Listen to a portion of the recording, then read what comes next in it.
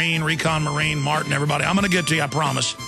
John, go through and find out who's got to go the quickest right now, and I'll jam a few in, then we'll go to Nomi Prins, and we'll get to the others, I promise. I will go to you while she's on with us. In fact, I'll just bring her on, introduce her, get her take on things, take your calls, okay?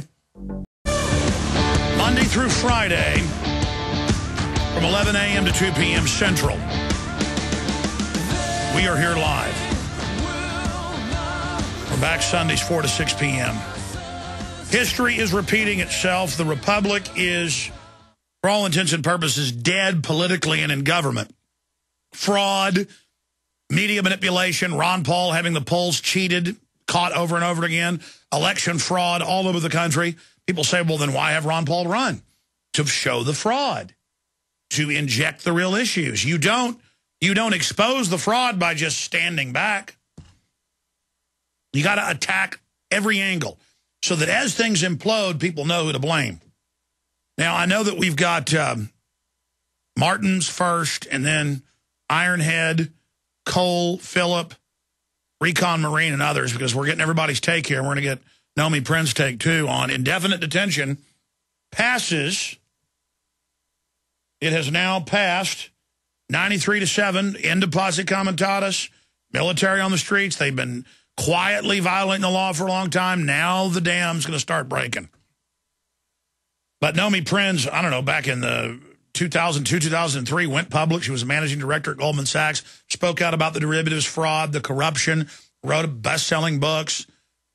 She's a guest here from time to time. She's got a new novel out dealing with the Great Depression that dovetails what's basically we're about to go into here. And she joins us today, but we'll also be going to your calls here. But I want to get her take on what's happening with the police state and then what's happening in Europe and this giant power grab that we're witnessing. Nomi Prins, thanks for being on with us. Thanks a lot, Alex. Wow, so it's all happening. A breakdown, what's happening financially right now from your expert view and what the next dominoes are to fall. Yeah, I mean, we saw this week that as we've been talking about, as I've been writing about, and some others, not enough, obviously, that the Fed basically stepped in to supposedly bail out Europe. That's a very, very simplistic and really wrong way of looking at what the Fed did. What the Fed did was use what it called a rescue package for Europe in order to basically rescue, again, U.S. banks that have had exposure to Europe through massive increase in derivatives, in leverage, in all sorts of trades, where they basically dared European government after European government to try and deal with them. And as things were falling apart, the Fed stepped in. They looked at the positions of companies like Goldman Sachs, and I believe there were conversations that happened. We don't know about them. These things come out, years later, the calls that happened between the Fed, the Treasury Department, the major bank CEOs. But what we know from the results is a lot of potential money came out again in the guise of helping Europe, but also and only to help the U.S. banks who are looking at losing money through the very bets they placed on Europe. And so yet again, just like we had in the subprime crisis, these banks create these crazy toxic securities, assets, derivative transactions. They've increased their derivative transactions by 20% just from last year to this year. But going into the subprime crisis, same thing. They do bad bets, and they get bailed out by the Federal Reserve and the sort of backup of the Treasury Department. And it's just happening again. It's manifesting in Europe. I believe this is something that's continuing around the globe, which is why I think we're in a multi-year depression, and will manifest itself through Asia. We'll go through Latin America. We'll come back to the United States. But it's all for the same reasons, that we are bailing out bad bets by U.S. banks, printing money through the Federal Reserve, and being backed by the Treasury Department's philosophy for this. Nomi, I've noticed that, well, in the case of Corzine and MF Global and others, the former head of Goldman Sachs, they're making 40-to-1 bets in things and engaging in more derivatives, as you said, more than they were in 2008. So they're continuing the same behavior that got the world in this situation. And the bigger the crisis gets, the more power they get to fix the problem they created. No, that's exactly right. I mean, the Corzine situation, and, he still has misplaced billions of dollars. He's still not even been indicted for anything, which is insane. I mean, not just for betting against various sovereigns, countries in Europe, but also for misplacing, the money that was trusted for whatever reason, but trusted to MF Global to be segregated from his own bets. And that obviously didn't happen. But you're right. There's this daring, and it happened here. It's happening in Europe.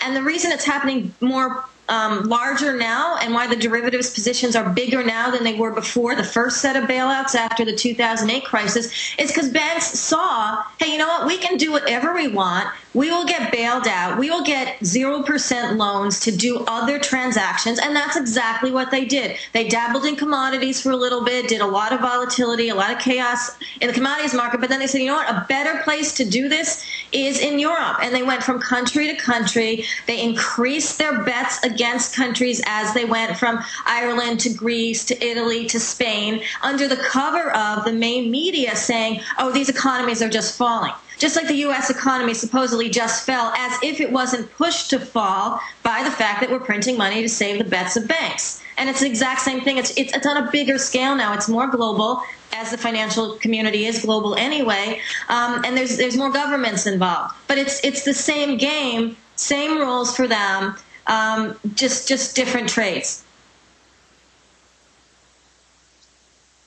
So where do we go from here? What's going to happen next? Well, the markets definitely loved the fact that the Fed, coordinated this, this action with the ECB, Bank of England, and so forth, because they like cheap money. And they like to know, and bank stocks rallied on this as well, that whatever muck, whatever dirt, whatever bad transactions, whatever risk is on the books of these banks, it will be taken care of. So what happens? The banks go in, they leverage more, they bet bigger, because they just got, a really nice present instead of a smack in the face and a breaking up of their size.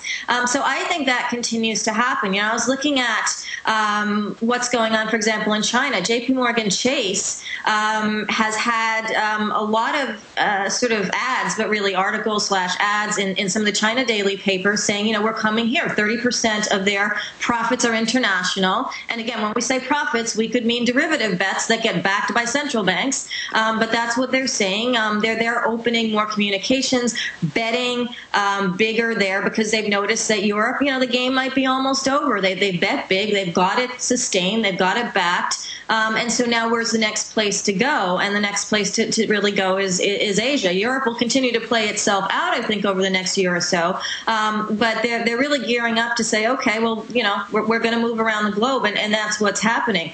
I read an article, actually, that was in a student newspaper in Syracuse, because there's a bunch of JP Morgan officials telling them that the place to be right now is China and Asia, because China and India, because that's where they are focusing their growth. Meanwhile, and it's not really in the news, they're firing people here. Well, that's been the globalist admitted CFR, Trilateral Commission plan, for at least 30 years, is to destroy our countries financially, suck everything out of them, and then move to China and other areas in Asia. And so while all this is happening, we see them now in Europe creating austerity, taking over the countries. And the controlled media never really points out that most of this debt that we're being told Americans and Europeans owe isn't even their debt. It's the derivatives. So you worked at Goldman Sachs at the highest levels. What is the strategic planning? I mean, obviously, they have to have an end game to this.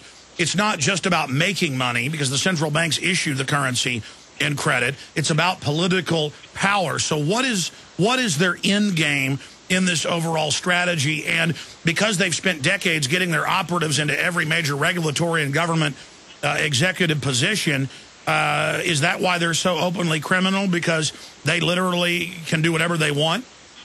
They are doing whatever they want. The difference now, or the increased difference now over the last 30 years or so, is not only, for example, does Goldman have people, running Italy and running Greece and, running the European central banks, but that they're also the growth of the derivatives market.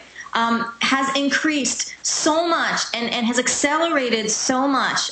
First, since the 2008 crisis, when banks realized they could do whatever they wanted anyway and get away with it anyway, and they piled on positions because they had all this cheap money. They had all this 0% money from the Fed. That's why the U.S. banks are leading this degradation across the globe, because they had the cheap money first, and they got it from the Fed, from the Treasury Department. And where do? They bet with it. The derivatives market that has grown by 20% just in the last year. The credit derivatives market. When I wrote that book, when I wrote Other People's Money, the credit derivatives market was tiny. It was nascent, and right now it's a $32 trillion market, which has a lot more risk attached to it. The entire derivatives market is $707 trillion. That's many GDPs over, and what it really is controlled by just a few banks. 4 banks in our country, right, control 95% of derivatives. They control $249 trillion worth of risk. From your research, massive. From your research, break down who's at the top of the pyramid. The 4 big U.S. banks, the 2 or 3 big European ones.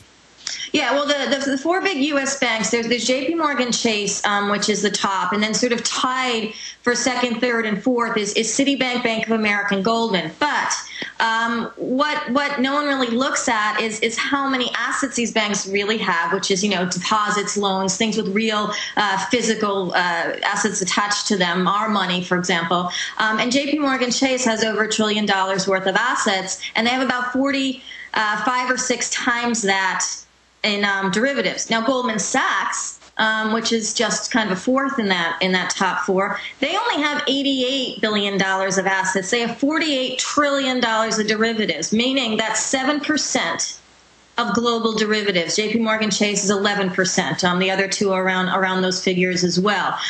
So you're talking about, a few banks really controlling, massive parts of the derivatives market globally. I don't have the figures, but, you have SocGen, you have UBS, you have Deutsche Bank, and they're probably somewhere also within that, 7% to 11 to 10% range. And then there's several other banks throughout the world that are sort of 1 to 2%, and then everybody else has crumbs off of this derivatives project. Sure. What about the article I saw in USA Today a month ago that $79 trillion in derivatives has been moved by Bank of America over into a taxpayer-backed account, and they may want a bailout of that? Well, that's exactly right. Bank of America, as we know, is an insolvent bank. Yeah, we know, you and me and a lot of your audience. But what happened is that Merrill Lynch, which had a massive derivatives book to begin with, that's why it was going to go bankrupt in the fall of 2008. What happened was it was run by John Thain, who was an old Goldman Sachs co-president, and the Fed and Treasury Department said, hey, you know what? How about instead of you dissolving, we just give you to Bank of America, whatever. We'll just back you. And so Bank of America took Merrill Lynch. Obviously, it had Countrywide as well, which is a toxic company, and is still undergoing tons of fraud and all sorts of criminal investigations by attorney generals, not so much by the government outside of that. But anyway, Merrill Lynch had all these derivatives that were just festering. And I wrote about this in It Takes a Pillage. And what happened was in the last month is that the shareholders and the derivatives partners of Merrill Lynch said Bank of America had just gotten downgraded. That meant that Bank of America wasn't as credit worthy to be on the other side of the derivatives transactions with their customers, the big other banks. And so what we want is the Merrill Lynch stuff to at least move into the part of Bank of America that is more credit worthy. Okay, so there was the part that was more speculative, that was downgraded. The big part where all of the people's deposits and loans are was also downgraded, but not as much. So all the Merrill partners said, you know what, can you just move it over